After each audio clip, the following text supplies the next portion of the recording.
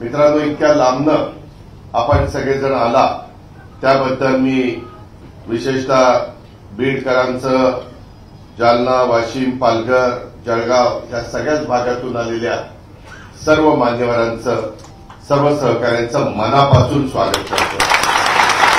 मित्रांनो, राजकीय जीवनामध्ये चढ उतार येत असतात, वेगवेगळ्या घटना घडत असतात। एकंदरीतच काम करत असताना आम्ही शाहू फुले आंबेडकरांच्या विचारधारेने पुढे जाण्याचा प्रयत्न करत असतो। शेवटी सगळ्या समाजामध्ये जातीय सलोखा असला पाहिजे, एकमेकाच्या बद्दल आकर्ष, द्वेष कधी महाराजांनी म्हणजे शिवाजी महाराजांनी हिंदवी स्वराज्याची स्थापना करत असताना सर्वांना बरोबर घेऊन हिंदवी स्वराज्याची स्थापना केली, असा इतिहास आहे आणि तशा पद्धतीनं आपल्याला सगळ्यांना माहिती पण आहे। आपला राज्य एक पुरोगामी विचारांचं राज्य आहे। आज या राज्यामध्ये वेगवेगळ्या प्रकारचे प्रश्न आहेत।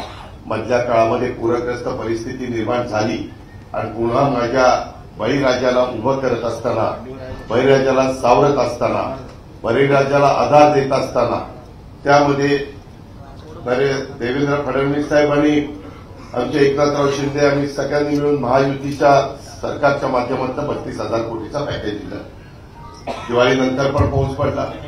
पहिल्यांदा मित्रांनो मे महिन्यात पाऊस सुरू झालेला आहे, तो आतापर्यंत चालू होता असं महाराष्ट्राच्या इतिहासामध्ये पहिल्यांदा घडलेलं आहे, पहिल्यांदा घडलेलं आहे। इथं मगाशी चंद्रकांत ठाकरे पण आहे, मी मगाशी त्याचं नाव घ्यायचं राहिलो, अनेक सहकारी आहेत, सगळ्यांचेच मी उल्लेख करू इच्छितो।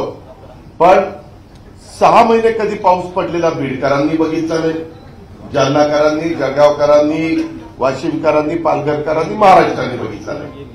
मी पण अनेक वर्ष, मी तर 35 वर्ष झाली समाजकारण, राजकारण करणारा एक कार्यकर्ता। आदरणीय पवार साहेबांच्या नेतृत्वाखाली, मार्गदर्शनाखाली मला कामाची संधी मिळाली आणि तेव्हापासून मी आजपर्यंत काम करत आलो। मी नेहमी महाराष्ट्राला सांगतो, मी कामाचा माणूस आहे, मला चुकीचं खपत नाही, मी नियमाने पुढे जाणारा एक कार्यकर्ता आहे। परंतु कधी कधी काही गोष्टी दुसऱ्यांच्याकडनं घडल्या तरी त्याच्या संदर्भात मला टार्गेट केलं जातं, ह्याचाही अनुभव आपण घेतला। त्या खोलात मी जास्त जात नाही, मी माझी भूमिका 3 वेळेला स्पष्ट केलेली आहे। चौकशी केल्यानंतर जे काही दूध का दूध, पाणी का पाणी येईल, कुणाचं खरं कुणाचं खोटं, ह्या सगळ्या गोष्टी